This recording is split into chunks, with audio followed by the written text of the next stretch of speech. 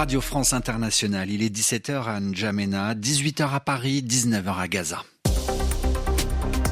Le journal en français facile. Adrien Delgrange. Bonjour à toutes et à tous, nous sommes le mercredi 19 juin et à la une, au moins 9 morts, 46 blessés au Tchad.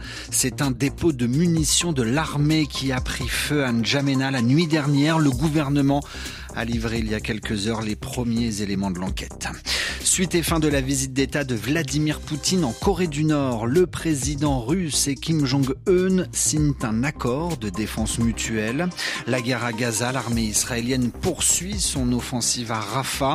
Et puis la politique en France en vue des prochaines élections. Le nouveau Front populaire, l'Alliance de gauche, reçoit le soutien officiel de la CGT. Voilà pour les titres, soyez les bienvenus. Au moins 9 morts et 46 blessés, dont certains sont dans un état qualifié de gravissime par les autorités tchadiennes. C'est le bilan communiqué par le gouvernement après l'incendie et les explosions la nuit dernière d'un important dépôt de munitions à N'Djamena, la capitale, lieu dans lequel sont stockés notamment des explosifs. Alors telle une poudrière, les explosions ont duré plusieurs heures. François Mazet, bonjour. Bonjour à tous. Plusieurs ministres se sont présentés devant la presse il y a quelques heures pour donner leurs premières explications. Oui, parmi eux, le ministre de l'administration du territoire, Liman Mahamat, il a estimé qu'il était prématuré de spéculer sur l'origine criminelle ou accidentelle de l'incendie, c'est-à-dire trop tôt pour faire des hypothèses qu'on ne peut pas vérifier.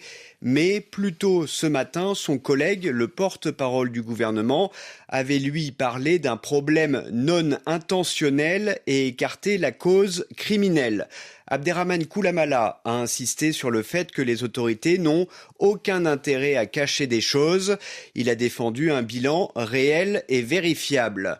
Le président Mahamat Idriss Déby s'est rendu sur place en fin de matinée, ainsi qu'à l'hôpital, au chevet de certains blessés.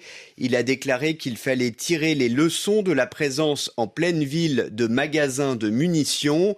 Les photos et vidéos qui circulent de la poudrière du quartier de Gouji et des environs sont très impressionnantes. L'incendie s'est déclenché vers 22h30, heure locale. Il a duré plusieurs heures, accompagné de très puissantes explosions entendues à des kilomètres à la ronde. Des tubes de roquettes, des éclats sont retrouvés un peu partout dans les premiers et deuxièmes arrondissements de la ville. Les services de déminage poursuivent leur travail car certains projectiles n'ont pas encore explosé. Merci beaucoup François. François Mazet dans votre journal en français facile. Dans l'actualité internationale également, Vladimir Poutine, Kim Jong-un, main dans la main, mais aussi tout sourire. Premier déplacement en Corée du Nord du président russe depuis 24 ans. Les deux hommes viennent de signer un accord, un partenariat stratégique, un accord de défense mutuelle en cas d'agression par une puissance étrangère. C'est un rapprochement inédit entre les deux pays. Vincent Suriot, bonjour.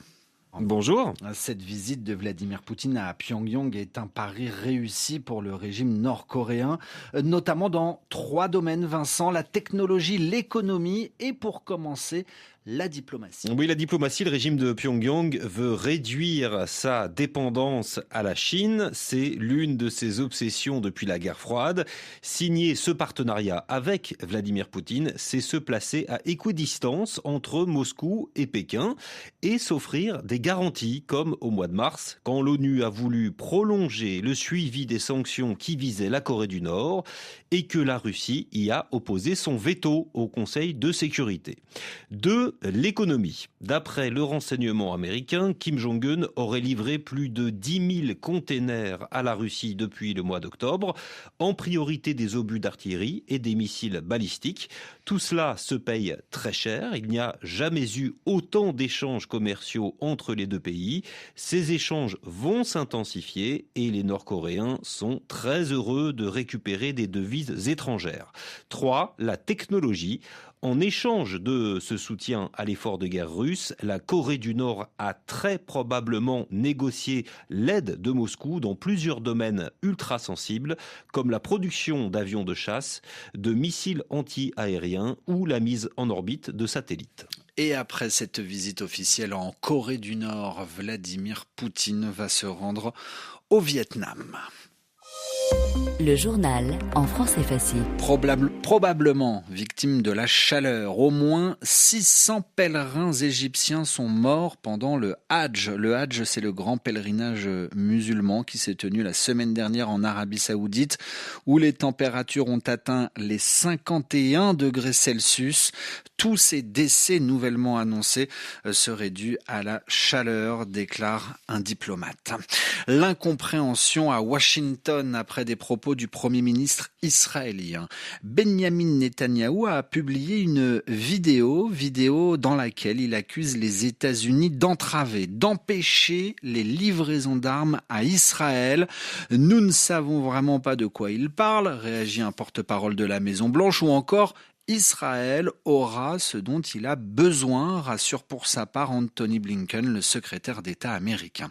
À Jérusalem, les précisions de Sami Boukhelifa. Comme il sait le faire, Benjamin Netanyahou se met en scène dans une courte vidéo. Son message en anglais s'adresse aux plus proches alliés d'Israël, les États-Unis. Washington apporte un soutien sans faille à l'État hébreu. Pas assez, estime le Premier ministre israélien Benjamin Netanyahou. Le secrétaire d'État américain Anthony Blinken était récemment ici en Israël. Nous avons eu une conversation franche. Je lui ai dit que j'appréciais vraiment le soutien américain à Israël depuis le début de la guerre, mais j'ai aussi dit autre chose. J'ai dit qu'il était inconcevable que durant les derniers mois, l'administration américaine ait refusé l'envoi d'armes et de munitions à mon pays. Une accusation factuellement fausse. Washington a certes menacé Israël de suspendre les livraisons d'armes, mais ne l'a jamais fait. Seule restriction pour le moment, l'envoi de bombes dévastatrices d'1 tonne en raison de leur utilisation par l'armée israélienne dans des zones densément peuplées à Gaza. Des commentateurs israéliens y voient une diversion dans une guerre qui semble sans issue.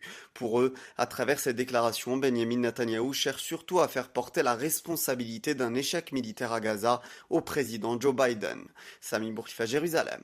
RFI. Ces arrestations en Nouvelle-Calédonie, un coup de filet dans les milieux indépendantistes néo-calédoniens. Le chef du mouvement, soupçonné par les autorités d'avoir orchestré, d'être à l'origine des émeutes contre la réforme électorale, a été arrêté avec 10 autres personnes. Le responsable de la cellule de coordination des actions de terrain, Christian Théin, et les 10 autres interpellés ont été placés en garde à vue, indique le procureur de Nouméa. La campagne pour élire les prochains députés en France. Premier tour, dans 11 jours. La gauche a reçu aujourd'hui un soutien inédit, celui du deuxième syndicat français en nombre d'adhérents. Dans une décision rare, la CGT a en effet appelé à voter pour le nouveau Front populaire, cette alliance de la gauche, au vu de la gravité de la situation avec le risque de l'arrivée du Rassemblement national au pouvoir. Myriam Lepkiri est l'une des responsables de la CGT. C'est en réaction à une heure très grave de notre histoire, où l'extrême droite n'a jamais été aussi proche du pouvoir. Et le monde du travail, notamment, doit mesurer la gravité de la situation. Et on a regardé les propositions faites par le nouveau Front populaire, qui nous semblent être les plus dans l'intérêt des salariés. Il y a vraiment des mesures de progrès social avec l'augmentation des salaires, sans baisser les cotisations. Parce que c'est ça aussi l'imposture du Rassemblement national, c'est que eux appellent à augmenter les salaires, mais en baissant les cotisations sociales. Les cotisations sociales, c'est notre protection sociale, c'est l'assurance chômage et c'est les salaires. Donc en fait, ils mettent en grave danger l'ensemble du monde du travail en faisant ça. Il y a aussi le retour au CHSCT, l'abrogation de la réforme des retraites. des choses qui sont portées par la CGT et qui seraient un appel d'air extrêmement important pour l'ensemble de la société. Des propos recueillis par Anne Verdaguet. Un dernier mot de football avant de retrouver toute l'équipe de Radio France Internationale. L'Euro 2024, Albanie-Croatie, 2-2. À l'instant débute Allemagne-Hongrie et ce soir 21h, heure allemande, Écosse-Suisse. RFI à Paris, il va être 18h10.